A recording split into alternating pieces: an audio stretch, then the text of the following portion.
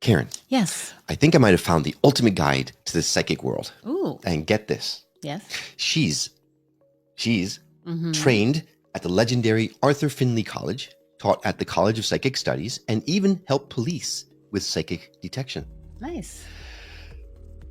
Now, she isn't just a medium. She is a master teacher of the metaphysical, a mentor to future psychics, and because why stop there, a university lecturer on creativity and storytelling. Oh, cool. Yeah, did I mention she's also the host of a top 1.5% podcast on spiritual development? You did not.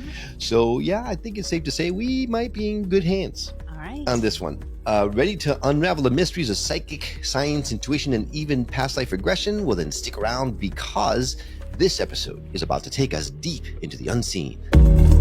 My name is Will. And I'm Karen. And unlike Mulder and Scully, we both want to believe. so we've embarked on a journey of discovery. We've talked to people deeply entrenched in the spiritual and metaphysical world. We've thrown ourselves into weird and wonderful experiences. I even joined a coven of witches. And wait, you joined a coven? Yep, all in the interest of finding something Anything that will prove that there's something beyond this physical, three-dimensional world we all live in. This is the Skeptic Metaphysicians. Hey there, I'm Will. And I'm Karen. And our guest today is a powerhouse in the world of spiritualism, psychic sciences, and metaphysical teachings. With over 38 years, 38, yes, I read that right, of experience, she's trained at some of the most prestigious institutions in the field, including the world-renowned Arthur Findlay College and the College of Psychic Studies. Now, she's an evidential medium, an esteemed tutor, and a certified past life regression hypnotherapist. As a dedicated educator, she teaches psychic development, mediumship, and even remote viewing, helping students unlock their own intuitive abilities. Boy, are we going to be talking today. She sounds very busy.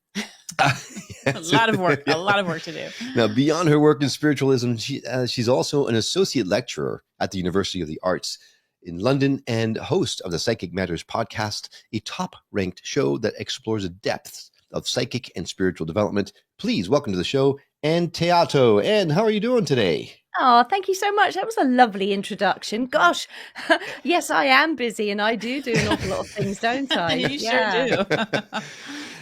It's sometimes, it's easy to write wonderful introductions when the person has such wonderfully varied and esteemed experience. So thank you for coming on the show. This is a real treat for us. We're really excited to have you on the show.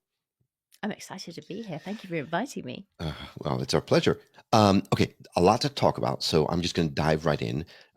You have dedicated your life to spiritualism and psychic sciences. Was there a specific moment or experience that awakened you to this path? Yes, probably when I was in my 30s. I've always been psychic as a child. I didn't really understand at the time I was psychic, but looking back. And in my 30s, when I had children, they were young, I started to see what I would describe as shadows moving through my house. I'd see people's arms or legs or spirit animals, and I didn't know what it was. And I needed to go and get some tuition and some training for that. So that's really what spurred me on for the mediumship. But I've always been interested in it since I was a child, and I got my first tarot cards at 17. So it's been a long journey. Wow. So it's either learn how to be a psychic or go to the psychic ward, right? One or the other. You chose the proper one. Yeah, that's right. Exactly. All right. I'm taking it all in. Okay. All right. I just don't want to be the one hogging all the questions. No. Okay. So, I've got to ask the obvious question, because you teach people how to become psychic or be more in tune with their psychic senses and things like that. Is everybody, we've heard of this, but we want to confirm it from you. Is everybody psychic? Everybody? Or there's just some poor schmo like me in a corner who's like, he's just dumb and stuck in a rut, and there's no way that any psychic abilities are going to come to me? No, everybody has psychic abilities. We're born with them. It's just that they are roundly ignored by civilization, unfortunately. Right. But everybody is psychic, and everybody can be trained to use their psychic mind.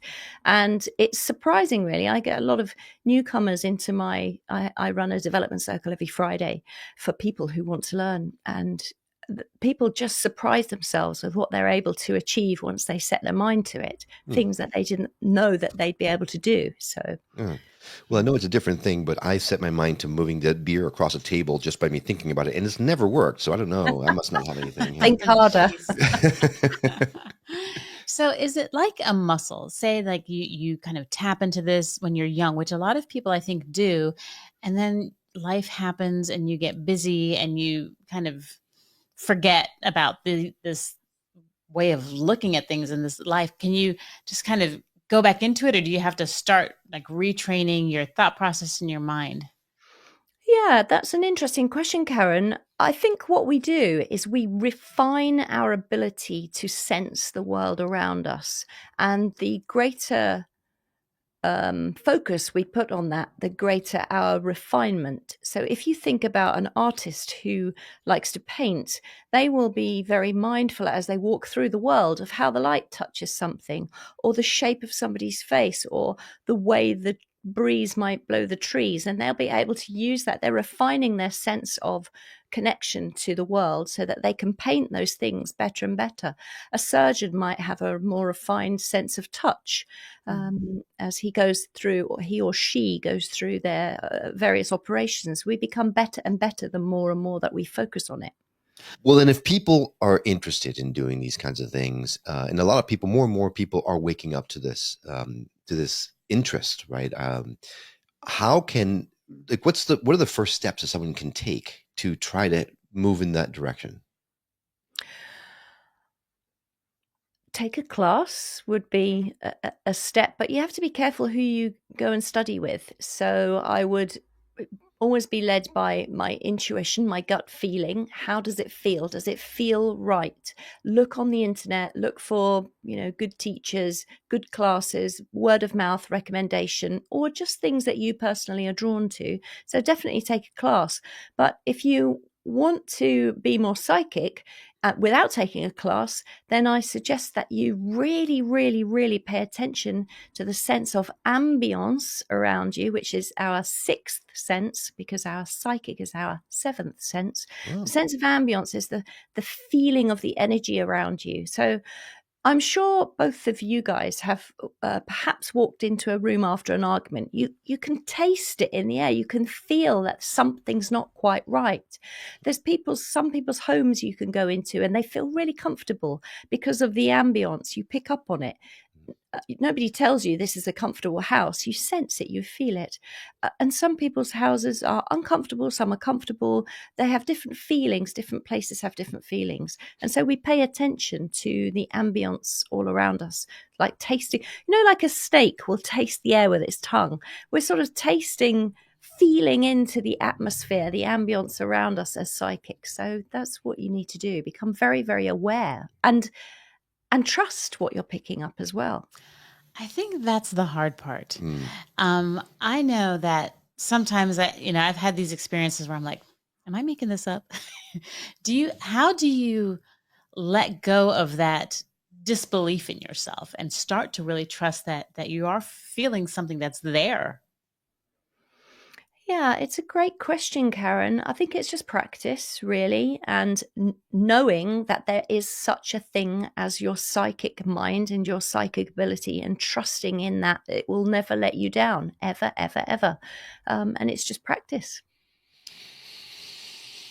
It's easier said than done in this world where you're running around everywhere. It's hard to keep your mind on spirituality, right? On finding to practice, to find a way to develop these things, or to be really even be in tune with the ambiance, like you're talking about, because we are being demanded to move faster and live in a 3D world in a very, very specific way. So, and we want proof of everything. Well, we want like physical, tangible proof. I do, but we meaning you, we meaning me, but a lot of people, yeah, seeing is believing. There's that whole phrase. I mean, it's.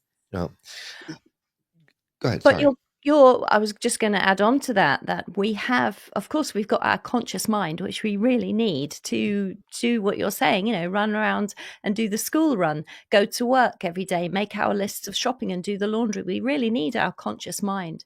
But also, we must be encouraged to go within and look at what we call the implicate order, that which happens within, and be able to put the conscious mind to one side, because the conscious mind is not psychic. So if you're trying to feel something with your conscious mind and know something, and it's not going to work. Conscious mind doesn't know what it's doing. It's the psychic mind that you need to use. And it's that daydream state, that in-between state. You know, when you've been told off as a child for looking out the window at school, Mhm. I was always being told off for being in a daze. It's that beautiful sort of daydream state is where you want to be, and allow those thoughts and impressions to come in. So you have to, there's two sides of the mind, and you have to learn which side to use. Yeah, I know that feeling all too well. Karen still to this day right now slaps me on the head. Okay, wake up. Stop daydreaming now. All right. So you studied at some prestigious institutions, which is, even just to say that is mind-blowing to me right now, that there are prestigious institutions that teach psychic development. There's so much distrust, I guess, of this type of thing.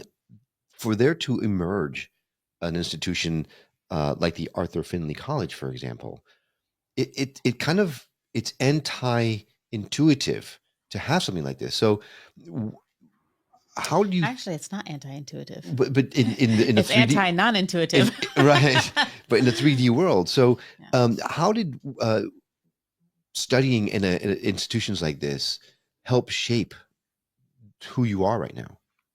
Well, first of all, the Arthur Findlay College employ the best teachers in the world. So when you go there, you're going to get the best teaching that there is currently.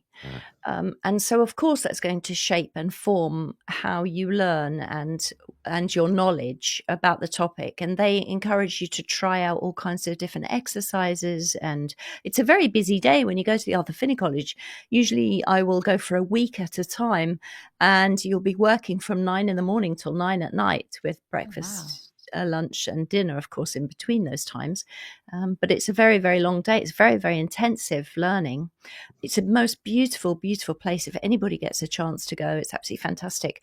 But they have, there is the Spiritualists National Union, the SNU, which it runs an education program, and that is the education program that I have gone through. In fact, I'm just almost got to what they call their qualification, which is the DSNU, the Diploma of the Spiritualist National Union, and it is literally the equivalent of a PhD. I've written 97,300 words of essays so far. So, Wow. Yeah. it's an awful lot. Yeah. Did we there's a mention she lot was to busy? Yes. Yeah. Well, I'm hoping to be a teacher at the Arthur Findlay College myself one day. Oh. So, well, one day soon, hopefully, All right. if all goes according to plan. So is that spiritual? Is that at all associated with the spiritualist churches, or is that a totally different path? Can you ask that question again? Sure. So there's at least here in the States, there's a Sect? maybe a section of the population that goes to a spiritualist church. Yes. That is, it really is designed to connect during the services, connect with spirits in the congregation. Is it aligned with that, or is that is it a totally different? Yes. Oh, it is. Okay.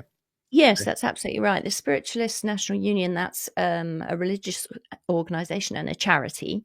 So that's what they are. And they've got this education program. And of course, they've got spiritualist churches, which people will go to. And in a spiritualist church, you can watch a demonstration of mediumship, where the medium will use their eternal consciousness to connect with the eternal consciousness of those who are in the spirit world and bring through what we call messages for the people in the congregation.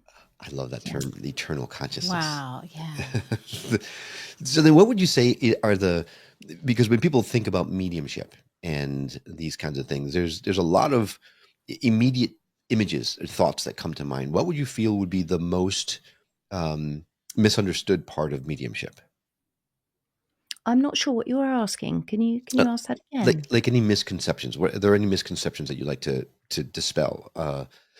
Like, for example, when people think about spiritualist churches, they think about table tipping and people who are maybe trying to, I don't know, you do evidential mediumship, so it's a little bit different. But there have been people that feel that mediumship is just people trying to take one over on someone, for example.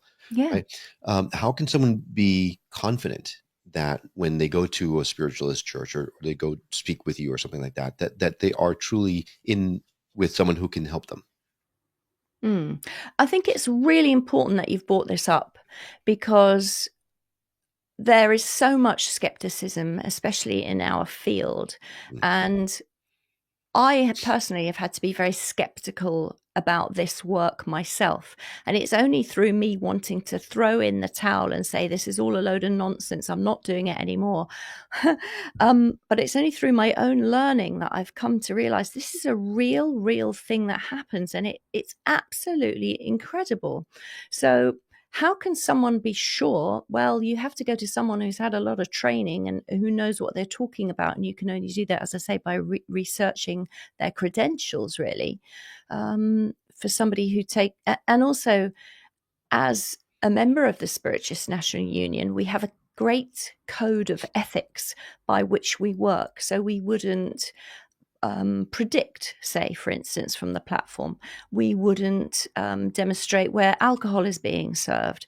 We all kinds of different things that we work to as our code of conduct. So there's a great standard. And I think bringing up the standard of mediumship and training for mediums is really vital. And if anybody's listening and they aren't able to go across the pond, as you call it, to the Arthur Findlay College itself, which is over in the UK in a place called Stansted, just by Stansted Airport, you can learn online with the SNUI, which is the Spiritualist National Union International, and you will get amazing tuition from the teachers there, and it's for international students, and it's only £25 for the entire year, and all your classes are free. So It's a really wonderful resource for people in different countries. Can you say that again? Yeah, because I'm going there right now. Not right now, but right after this interview. What was that? Check it out. It's called the SNUI, Spiritualist National Union International. I think the website might be .org.uk. Okay, wonderful. Thank you. I will check it out. That sounds fascinating because in my search, the show's called The Skeptic Metaphysicians because I want to believe, but I need to wrap my head around it pragmatically. I need to understand, right? Now I want to feel it. I want to touch it. I want to taste it. I want to have some sort of knowledge of my own that can point to the fact that, yes, there is something else beyond the 3D world we live in. This might actually do it for me. So I'm excited. Thank you for that. So, I think we have to also really test our own, what we're doing here. I remember just you saying that reminded me of something that I did several years ago. I stood up in a spiritualist church, and it was part of my training, and I was doing a demonstration of mediumship. And I stood up and I said, there's a gentleman here, and he's dressed in skins, like animal skins, and he's walking along the ice, and he's been hunting for seals. Now, I was in the middle of a suburban area in the middle of the UK, sort of middle-aged audience. And I just looked out thinking, nobody is going to know who this is. I must be going absolutely bonkers. This is a load of rubbish. And I think I'll go and be a secretary like I used to be. And what happened was somebody puts their hand up. This was my uncle. I said, he takes me to Greenland. Yes, he came from Greenland. He was a seal hunter. I mean, what are the chances of that? Wow. Things like that really make you think, okay, right, there's so much truth in this. Right. How on earth can I pick this up? And it's only by finding your own truth can you deal with our own skepticism. But I think skepticism is absolutely vital. Right. I mean, that's such a specific example too, right? Being a seal hunter, you wouldn't, it wouldn't come to mind at all on its own free will. So you mentioned something when you were talking about the code of ethics that you follow, and that you don't do predictions. So I have a twofold question about that. As mediums, can you predict? Can you forecast things? And if so, why is it unethical to do that? So when you're working under the code of conduct for the Spiritualist National Union, as a medium, you don't predict from the platform because it's not evidential. You're looking at a future that hasn't actually happened yet. So when we work on platform, everything that we bring through is from the mind or the eternal consciousness of, or soul, if you like, of the spirit communicator. And everything that they say is present or current or known by the person in front of us. Not always. Sometimes they can say things like, your grandfather had a watch and it's kept in a yellow box, and the person in front of you may not know what that is, but you give it anyway, and then it turns out that there is a watch that the person didn't know that's kept in a yellow box. There's that sort of thing, but that's not prediction. That's coming straight from the spirit world. But if I was to say to somebody, if you carry on going along your life path, I predict that you will become a policewoman one day, then that's not evidential from the spirit world. That's me giving a prediction. And that could be the distinction between evidential mediumship and psychic, right? Someone who goes to a psychic. Yes, exactly. Okay. Because the psychic is where we use our energy to work with the energy of the person sitting in front of us. And we are able to pick up information from that energy field, from that auric field, and give it back to that person. And yes, then you could possibly give prediction. If this happens, I see this. But again, nothing is set in stone because we've got free will and free choice and all of those things. Sure. So then when you saw the gentleman in the skins, the seal hunter, this is a fascinating question for me because I can't even imagine what it would be like. When you said there's a gentleman in the room. Is it just a knowing that he's there? Do you see that person in there? Is it a shadowy figure? Like how does it come to you? For that particular example was in my early mediumship. And at that time, I could stare at a spot on the wall at the back of the church or center, and that person, I can see them like a movie in my mind, and I project that movie onto the back wall so I can literally see him walking. I can also become him as if I'm walking in those skins, as if I'm walking along the ice with him. And I remember saying to this girl, he calls to you across the ice, and it's this long, it's like a big long call like this. And I said, he tells me that you sing. And she said, yes, I'm an opera singer. Wow. I mean, that was extraordinary. But now my mediumship, after many, many years of practice and fine tuning and so on, now it's very subtle. It doesn't come to me where I see those images. Now I just see it as I might see somebody's hands in my mind's eye, and then I will ask that spirit person to blend their energy with mine, put their hands over my hands. And as they do that, then I know, oh, my wrist is broken. There's something missing here. I've got a missing finger. Or, and as the rest of the body comes into my awareness of their old physical body, then you know whether they're walking to one side, you know how old they are, you know what they pass of, you just become much more aware of them, and that information drops into your knowing. Wow. You said something that we've spoken to a lot of evidential mediums, and I've always asked how they see the person that they're connected with. I've never heard that answer where you look across to the wall and see it projected. I've never considered trying that. So that might be something I try next time. Maybe. I'm going to, you try everything. Yeah, we've heard people say it's like a movie, but in their mind's eye, movie before. That's and I think it could still be in their mind's eye, but they're visualizing it, right? So that makes sense. That makes perfect sense. And I had never thought of it that way. So thank you for because that. If you're looking at it like a movie, you're using what we call our clairvoyance, which is our clear vision. So you can clearly see that image in your mind. I project it onto the wall. But I will also use my clairsentience, which is my clear feeling. How does this make me feel? What is this person feeling? How did they feel just before they passed away? And when you blend with them and you blend your energy with theirs, they put their face over your face, their shoulders over your shoulders, then you can walk with them. You can walk out. It's a little bit like remote viewing through their eyes, and you can walk with them through their life. You can see their house. You can walk with them to their place of work. So it's a most beautiful, beautiful thing to be able to do. Yeah. So did he have a message for her, or like why was he there? I can't remember what the message was, actually. Good point. Good question. Can't remember what the message was. But he was related to her through family. I think he was her uncle or something like this. And that's why he was there. But, Yeah. but then that brings up a good question. Overall, when you do these things, do people come because they actually have a message they have to get across, or is it just like, hey, showing you what can happen? Is there a point to that?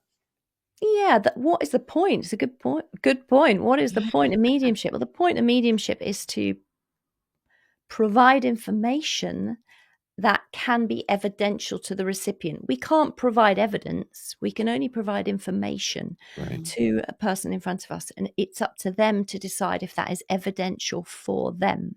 So it's to show people that this flesh and blood life that we live with our conscious mind is not the only life, that life continues on, and that we came from somewhere before we were born and we return. Okay. So it's a way of validating that, yes, indeed, there is something beyond. Yeah, Oh, exactly. So Okay. I imagine you have had an experience where someone just was very skeptical, doesn't believe in this at all, and you gave them some sort of information that just completely flipped the switch. Is that something that you've had an experience with? Certainly there are people that have come to me that are very skeptical, and you can only do your best to provide information. Nothing really stands out. There's been some very beautiful spirit people who I've worked with that I remember, such as a gentleman who came to see me once, and I remember his son was here from the spirit world, and I remember I was thinking about this the other day, and I was described a few things that boy was or wasn't able to do, and I remember describing his arm. I said, as he shows me his arm, I know it's a different width to the other arm. There's something, and I know that my fingers curl like this on this arm, and I don't think I'm able to move the arm. I have to move it with my other hand.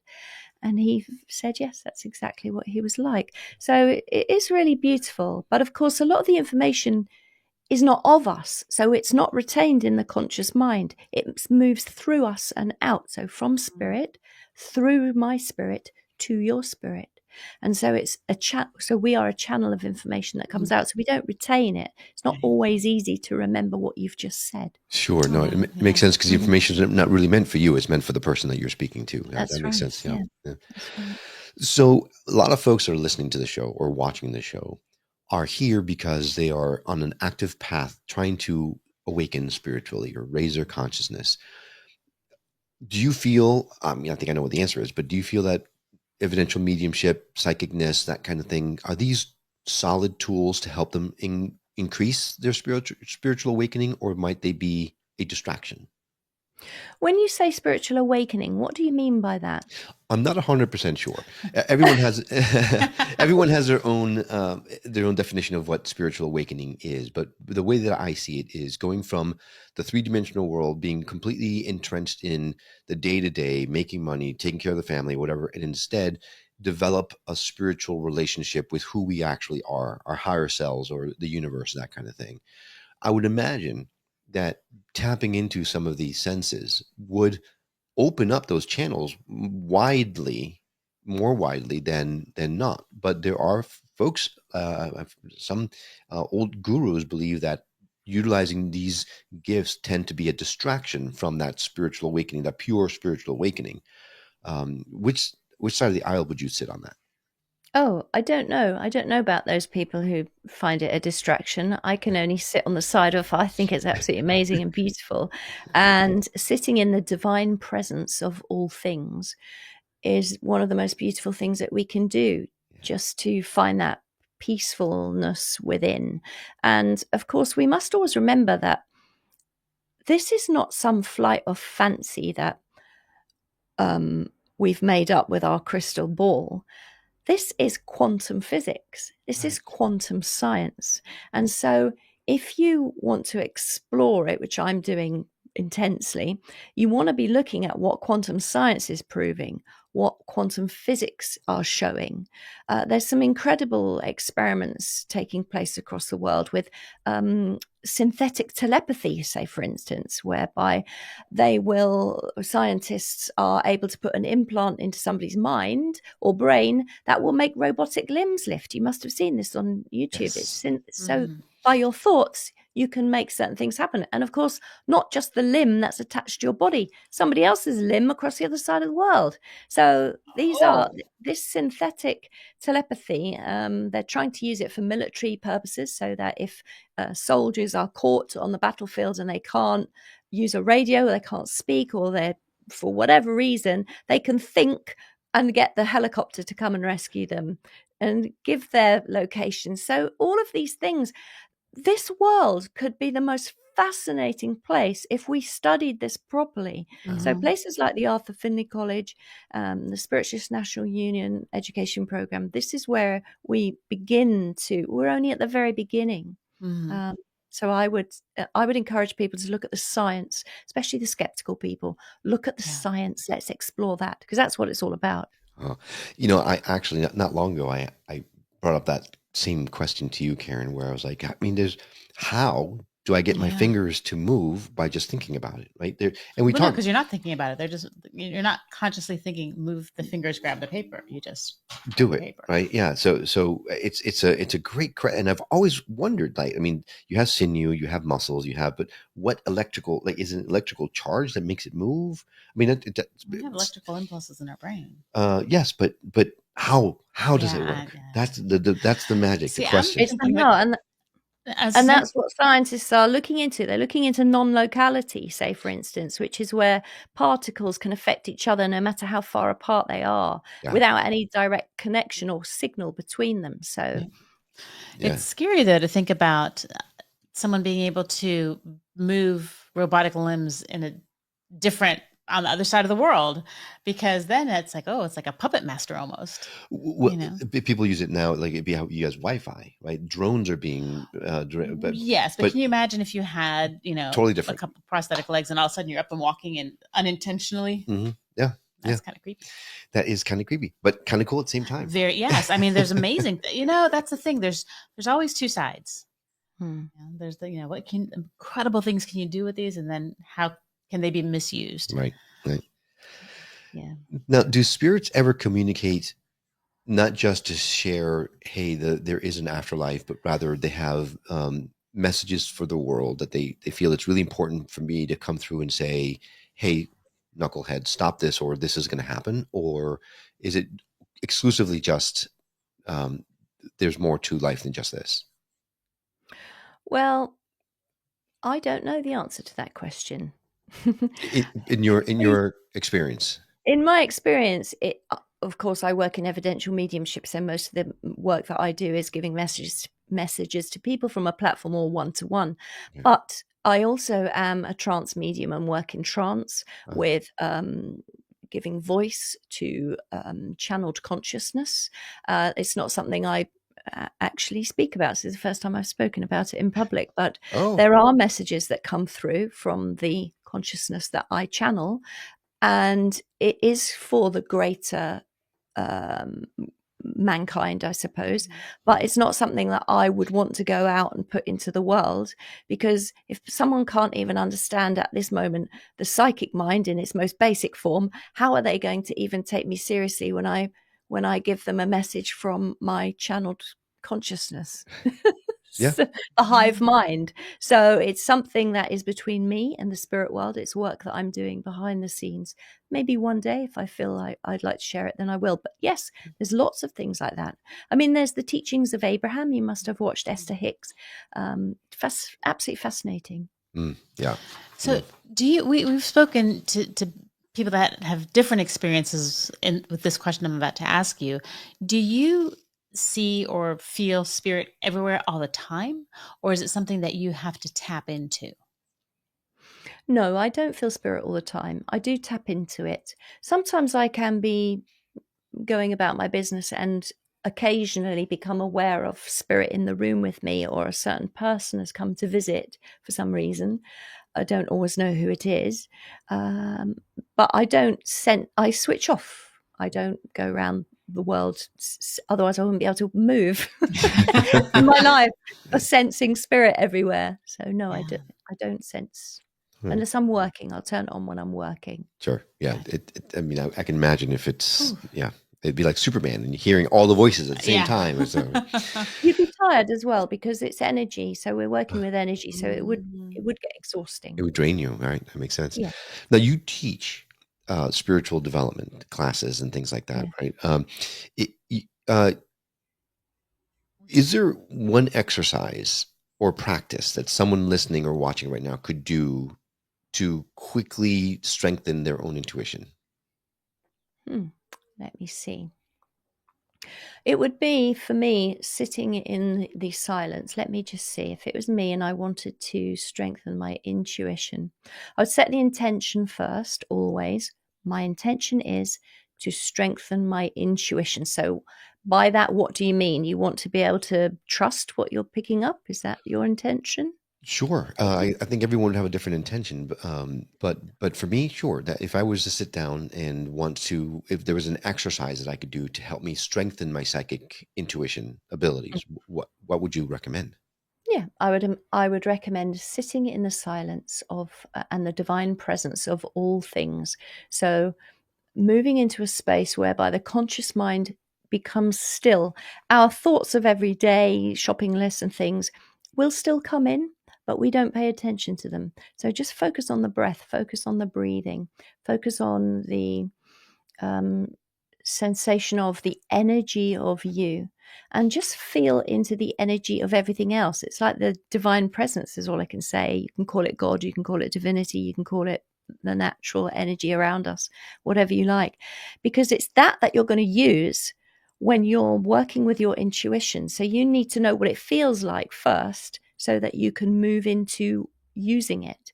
So it's sitting in that beautiful power. We call it sitting in the power. And so when you come to use your intuition, so say, for instance, you need to make a decision. Shall I buy this shirt or shall I buy that shirt? Shall I go to that party or shall I not? What you do then, when you need to use it, is put your hand on your solar plexus, on your tummy, and feel. Use your clairsentience to feel. What is the correct decision? How will I feel if I go to that party?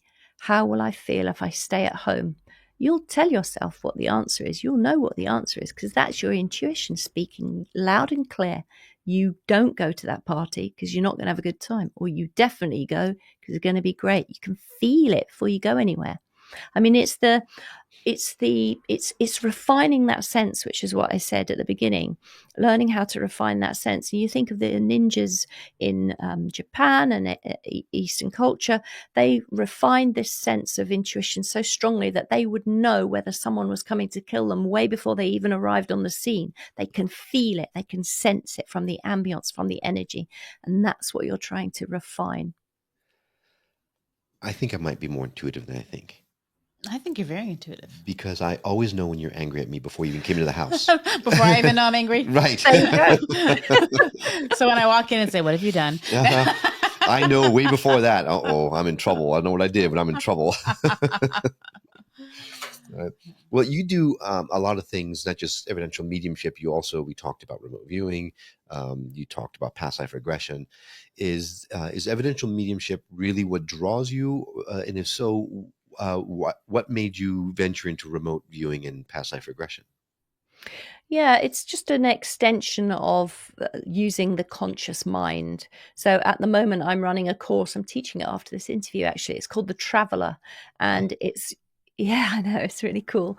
We're doing past life regression. Tonight, the session is moving to the spirit world to meet our friends and our loved ones, to take our consciousness to that. The session next month will be astral travel. How can we physically leave our body and move into the astral body and travel around in our consciousness? We've done... You now have my attention. That is the one thing everyone who's listening knows. Astral projection, astral travel is my thing, and Really? it's so much my thing that I've never been able to do it.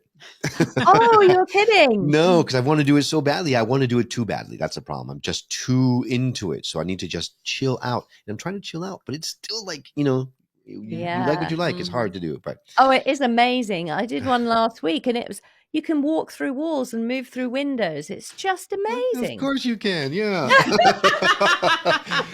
Ah. I'm gonna have to go to one of her classes. I'm absolutely going to have to go to one of her classes. Yes. So then, what? So there's a difference between astral travel and remote viewing. Yeah. Oh, yes. And what would you classify those differences as? Well, the remote viewing uses the psychic mind. So you're conscious, you're sitting upright, you've got your pen in hand, and you send your psychic mind through all of time and space, and you pick up information about what we call the target. That might be somebody standing somewhere, might be something in a box across the other side of the world. It might be a photograph, and you write down all your perceptions about it. So that's what remote viewing is. And astral travel is where you are in a deep state of hypnosis, almost that state between sleep and consciousness, just that hypnagogic state, just on the edge, and you're able to move your consciousness into the astral body, which is an exact replica of your physical body, and you are able to literally get up out of your body and move around the world. You can fly, you can create things, you can wish for stuff, you can visit people, you can do all kinds of stuff. Right. So yeah, that's the difference. And that might be why I'm having a hard time, because that little sliver of space between being awake and asleep is so small for me. When I lie down and put my head in my pillow, I'm out. Right there. Yeah, see, there's your mistake. If you're trying to do it at nighttime when you're trying to go to sleep, that's your sleep. That's where you go to sleep. That makes sense. You need a special place in your home, even if it's on the. I was doing mine on my floor. I'm pointing like you can all see my floor. Wait, over there. Let me remote view over there. Now, here's the thing. Here's the top tip for astral traveling. Don't be tired when you do it. When you're tired, you need to fall asleep. Be really rested, because you need an active mind and a rested body, because your mind needs to be alert to where it wants to go. Right. So basically what you're saying is I'll never get to astral You'll travel never get to because do I'm it. always so exhausted. No, you will. So the best time to do it is when you've, like, if you wake up at 4 a.m. to go to the bathroom or something, you go back to bed, that's a good time to do it then, because you've had your night's sleep, you've woken yourself up a bit to do your business, you've come back to bed and you've still got a couple of hours. That's the perfect time if you want to do it in your bed. But I would also moot the suggestion that you use a different space in the house to do it in. And also you could use some beautiful sacred oils. I was using galbanum yesterday. It's an absolutely incredible oil. I'm writing it down. Frankincense is a great oil as well. Galbanum and frankincense. Okay. And myrtle is another one. So we'll be using myrtle in my course, The Traveller. Why would you want to use my Aunt Myrtle? I don't understand. Sorry, I couldn't help myself. Okay. You said something that caught my attention, and that when you wake up at 4 o'clock in the morning to do your business, maybe that's the time that's a perfect time to practice. It sounds like maybe as men get older, the universe wants them to astral travel because sounds like it. Yes, I think it's a good idea. Yeah, because they're constantly waking up 4 in the morning. Well, I think it's all people, because I've been having my hot flashes, and those wake me up at 4 in the morning. All right. Well, what do you see the future of spiritualism as? Do you think this is going to take off and just be super accepted overall, or is it always going to be like a niche? I think it will be accepted the more that science is able to back what we've already been saying for a long, long time. And it's not just us as a little group of psychics. There's, this is Eastern culture. This is centuries old, what we're talking about here, spirituality and using the conscious mind. So it's not just a modern thing.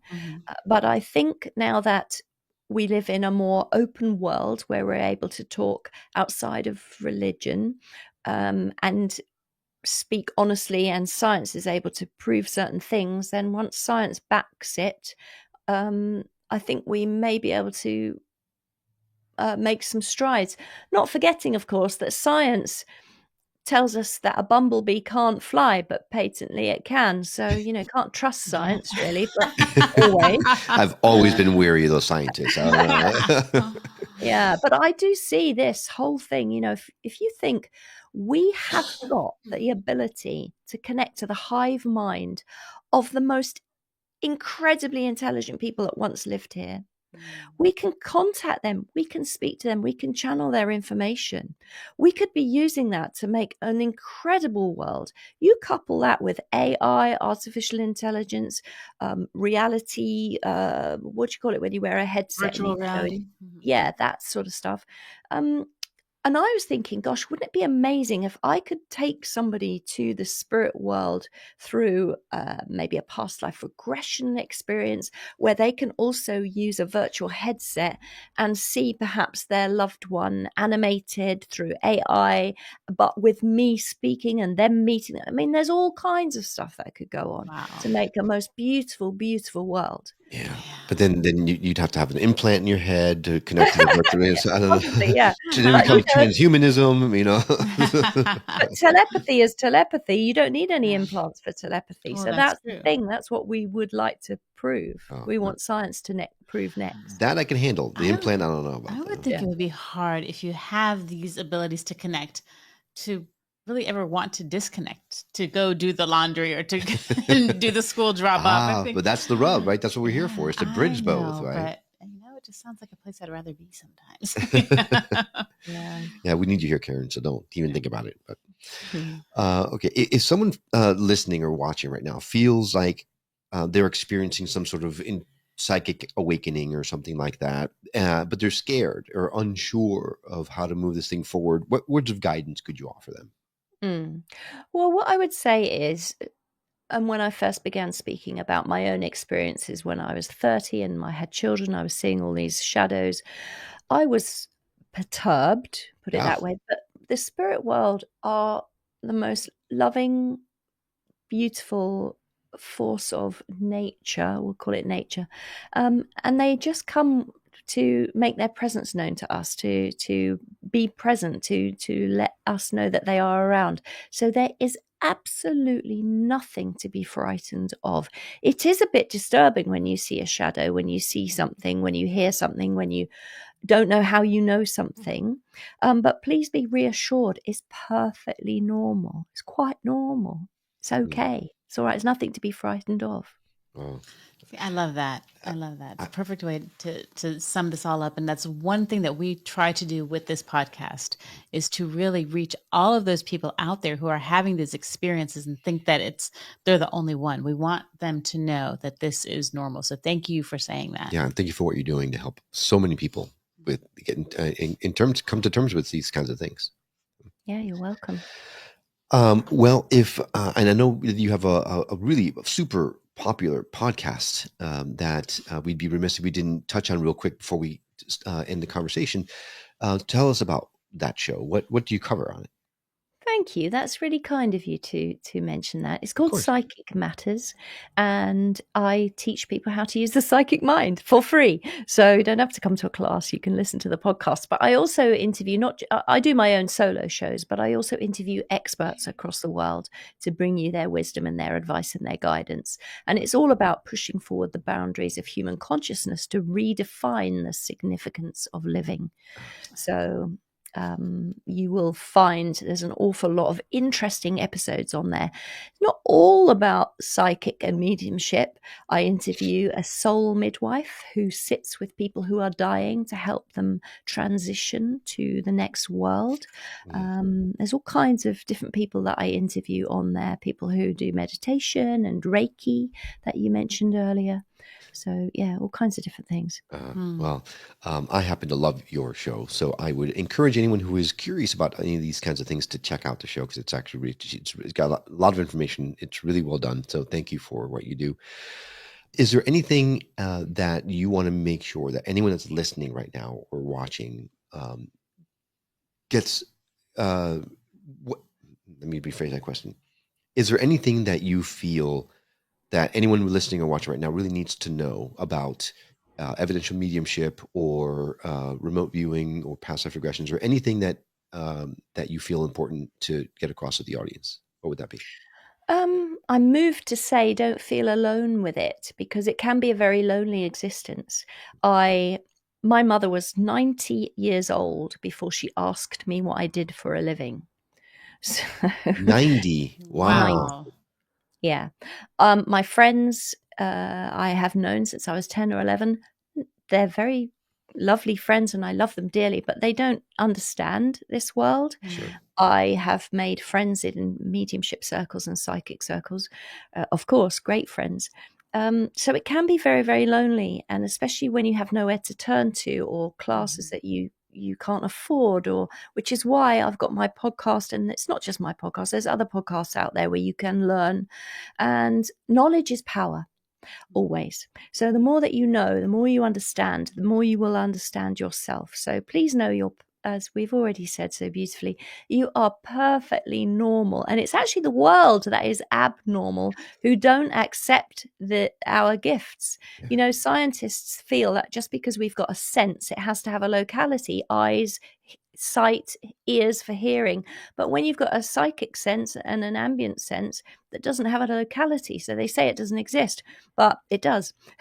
Einstein will tell you it exists. So, you know, don't feel alone. There's plenty of, especially with YouTube and podcasting and so on, there's plenty of resources where you can go and get some tuition, and then you will be in a better place to understand yourself. Yeah. That's a beautiful way to end the show. Mhm. If someone wanted to reach out to you to learn from you or to just learn more about you, what's the best place for someone to do that? Yeah, thank you for asking. They can go to my website, anntheato.com, ANNTHEATO.com. Perfect. And then if you misspell that or you don't have a pen in hand right now, we're going to put our a direct link in our show notes. So you'll need to do is just go to the show notes and hit the link. It'll be there directly. So you can be in contact with Ann without muss or fuss. And this has been a wonderful conversation. Thank you so much for coming on the show. Hopefully we will make this one of many to come. Beautiful. Thank you very much for having me. It's been lovely talking about something I'm so passionate about. It's been a pleasure. It has.